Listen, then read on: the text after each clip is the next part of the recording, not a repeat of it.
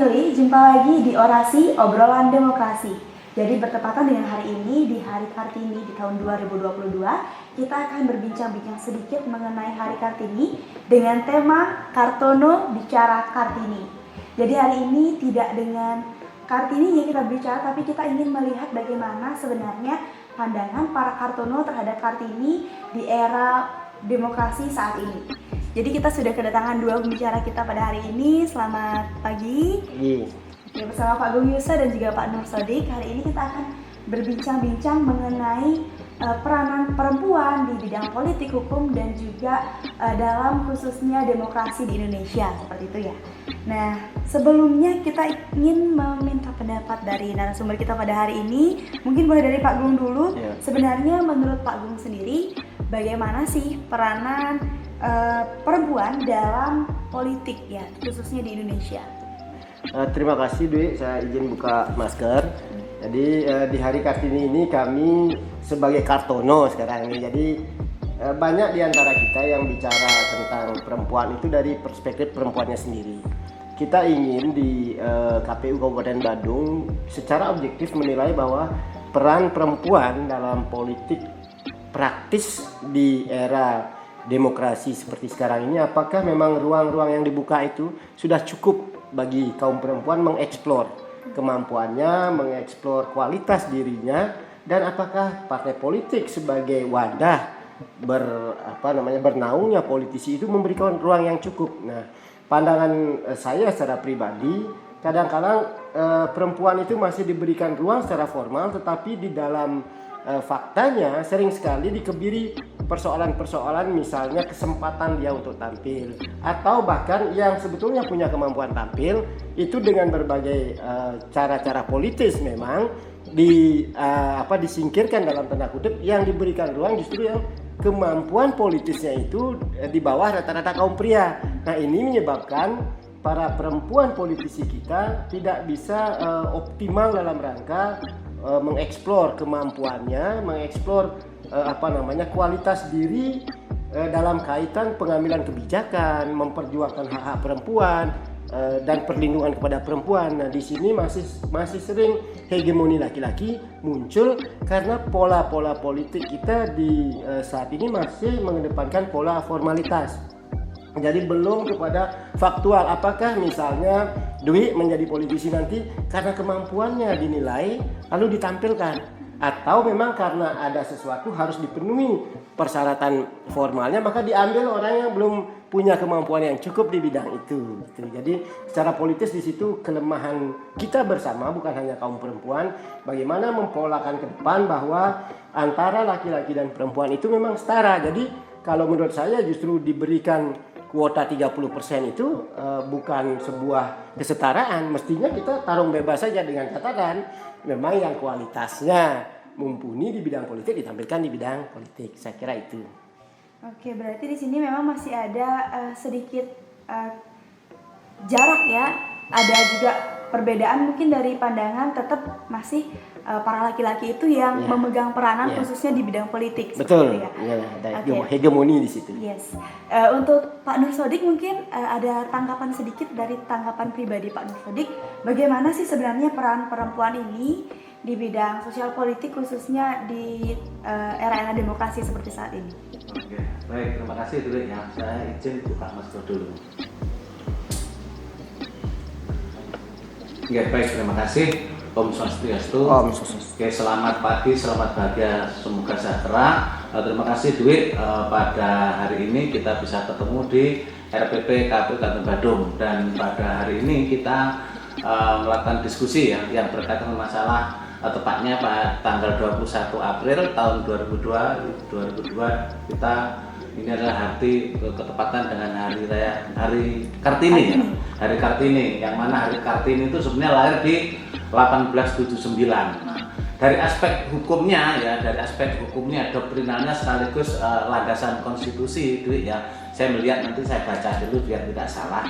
Itu sebetulnya kalau kita mengacu kepada masalah Kartini ya, Kartini tentunya kita tidak lepas dengan emansipasi wanita ya. Diskriminasi dan sebagainya. Nah, di dalam konstitusi kita itu sudah diatur secara spesifik, terutama di amandemen kedua ya, sekitar tahun 2000 ya, itu yang bunyinya gini, di Undang-Undang Dasar 45 itu di pasal 28H. Bunyinya begini, biar nggak salah ya. Setiap orang berhak mendapat kemudahan dan perlakuan khusus untuk memperoleh kesempatan dan manfaat yang sama guna mencapai kesamaan dan keadilan. Jadi amandemen kedua Undang-Undang Dasar 45 di tahun 2000 kalau tidak salah. Nah, dari aspek itu juga muncul ratifikasi. Pernah ada konvensi perempuan di Beijing tahun 1995. Begitu juga kita juga pernah ada undang-undang nomor 68 tahun 59 tentang ratifikasi konvensi hak politik perempuan. Nah, kalau kita bicara masalah Hari Kartini tentunya tidak lepas dari masalah itu. Dan yang paling krusial ini kita ada istilah namanya affirmative action.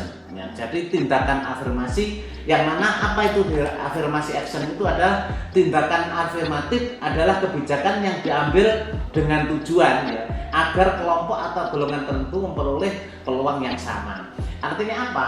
Kalau dalam gerakannya atau perjuangan RA Kartini di tahun yang lahir tahun 1879 dulu, memang peran negara belum ada karena pada waktu itu kan NKRI belum ada. Namun dengan Kartini zaman baru ini sudah ada politik hukum pemerintah itu sudah masuk di sana melalui konstitusi lah. Artinya apa bahasanya? Kalau pertama kali kalau pertama kali kita ingat-ingat ya pada tahun 2008 khususnya dengan terbentuknya Undang-Undang 10 tahun 2008 tentang pembentukan DPR, DPRD dan DPRD 1 dan 2. Itu ya itu mensyaratkan. Jadi mensyaratkan bahwasanya perempuan itu harus dapat keterwakilan 30%.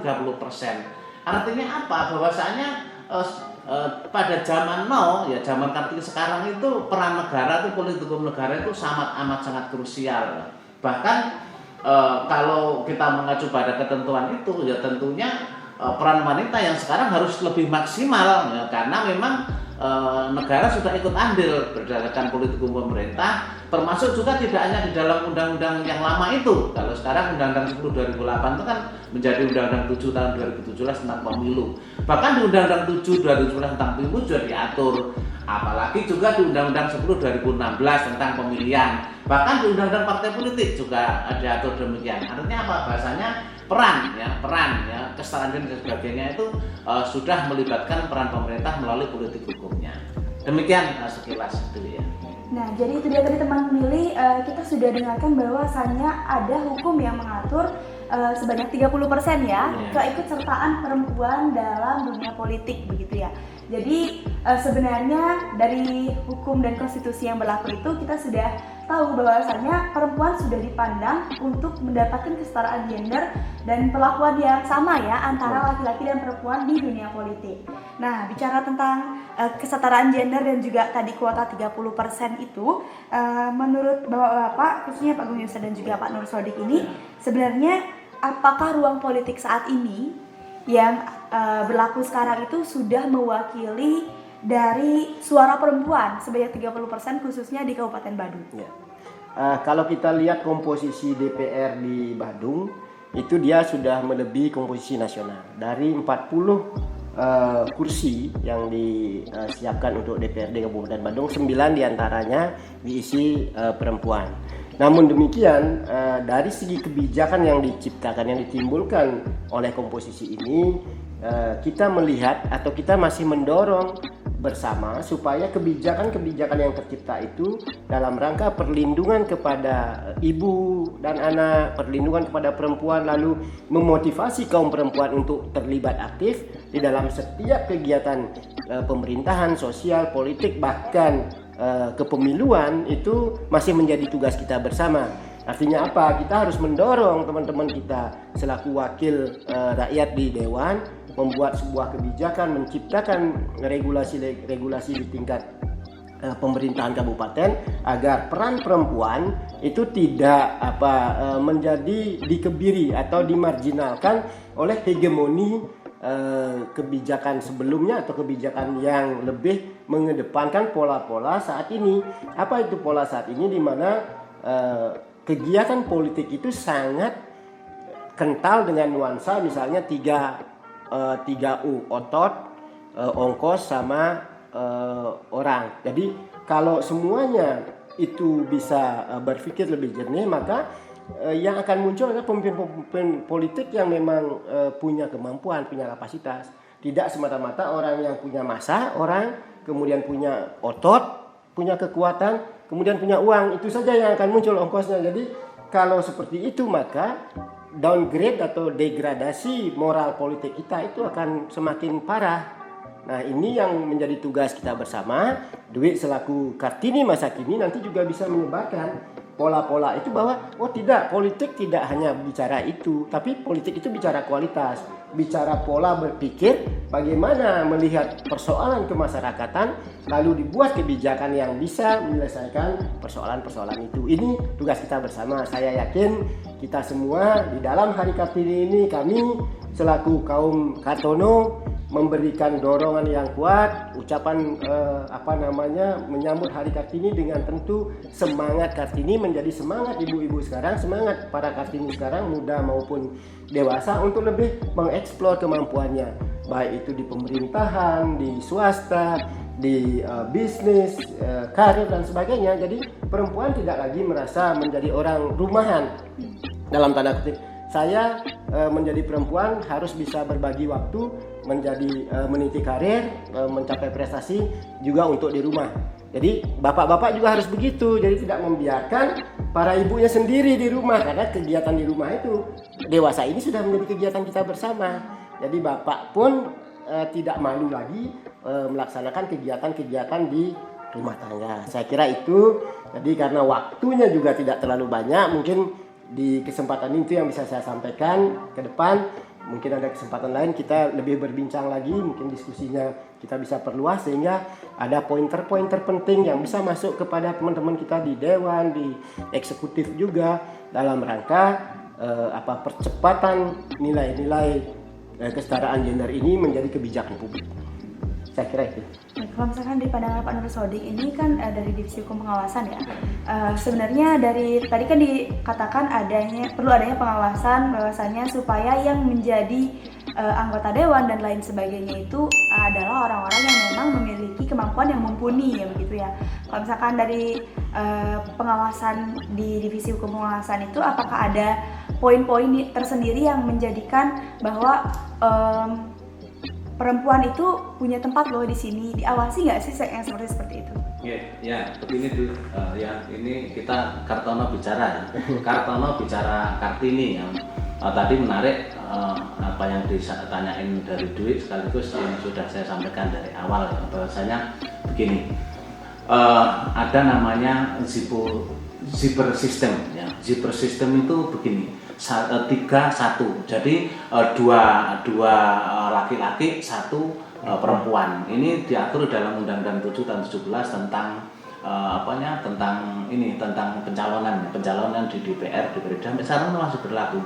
Artinya apa? Peran negara itu sudah amat sangat luar biasa untuk masuk. Nah, kalau kita bicara zipper system juga affirmative action tadi, sebetulnya kalau kita sekilas affirmative action itu sebetulnya diskriminasi. Jadi sekarang tuh banyak sekali perdebatan yang pakai masalah affirmative action. Affirmative action itu sebetulnya bagian dari membuat justru akan menciptakan sebuah diskriminasi baru, tapi diskriminasi artinya ya, diskriminasi yang positif. Artinya apa? Supaya dengan adanya peran negara melalui politikumnya memasukkan sebuah tatanan sekaligus model mirip-mirip asas ya, karena memang sampai sekarang kebijakan affirmative action itu berlaku hampir di seluruh undang-undang ya.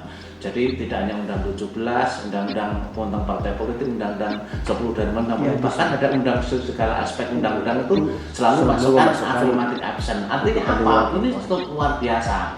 Begitu juga di dalam KPU sendiri. Jadi gini, Di KPU itu KPU provinsi, KPU RI, KPU provinsi, KPU sampai sekarang juga memasukkan affirmative action itu jadi 30%. Artinya apa? Di antara contoh misal kemarin kan di KPU baru dilantik ya oleh Presiden Republik Indonesia, ada 7 komisioner KPRI. Itu salah satunya tuh satu ada minimal satu itu unsur dari perwakilan dari perempuan. Begitu juga di KPU provinsi ya itu ada satu walaupun 5 kan di anggota KPU provinsi itu kan ada yang 7, ada yang 5, ada yang 5 kan itu rata-rata tuh yang 7 juga satu pasti, yang 5 itu satu. Begitu juga di kabupaten kota itu selalu masukkan dalam konteks affirmative action itu. Nah, sekarang masalahnya pertanyaannya bagaimana ini peran wanita sendiri? Apakah dengan adanya politik pemerintah masukkan dengan kebijakan affirmative action itu sudah merasa ya apakah merasa kurang atau merasa lebih atau bahkan Kartini zaman sekarang seharusnya punya paradigma tersendiri ya lebih baik seperti sampai Nek Ngaji tadi, lebih baik kita kalau memang punya kapabilitas, punya kapasitas lebih baik fight aja dan itu lebih fair dan adil. Kalau menurut saya itu dari aspek hukum dan pengawasan. Demikian Dwi. Iya, berarti itu tadi adalah pandangan-pandangan ya dari Kartono terhadap bagaimana peran para perempuan khususnya Kartini di bidang politik, sosial dan juga demokrasi di era sekarang. Jadi harapannya memang adalah agar setiap para Kartini itu terwakilkan, khususnya sudah ada konstitusi yang mengatur juga agar setiap para Kartini memiliki wadah tersendiri untuk menyampaikan aspirasi, untuk menjadi penggebrak juga dalam perubahan-perubahan yang akan terjadi di negara Indonesia ini. Dan mungkin itu saja teman pemilih, kita sudah bicara panjang lebar dan mungkin dari jangan lupa tanggal 14 Februari. Yes, benar juga. Jangan lupa tanggal 14 Februari tahun 2024 akan ada pemilihan serentak di tahun itu. Kemudian juga kita akan bersama-sama menyuarakan aspirasi kita. Kita akan memilih siapa saja yang akan menjadi pemimpin-pemimpin masa kini yang siap membawa dunia itu lebih baik lagi. Dan juga teman pemilih, itu dia tadi bincang kita di Orasi Obrolan Demokrasi edisi hari ini spesial Kartono Bicara Kartini. Dan kami ucapkan terima kasih kepada narasumber kita pada hari ini. Dan juga sampai jumpa pada Orasi di episode berikutnya. Bye-bye. Bye.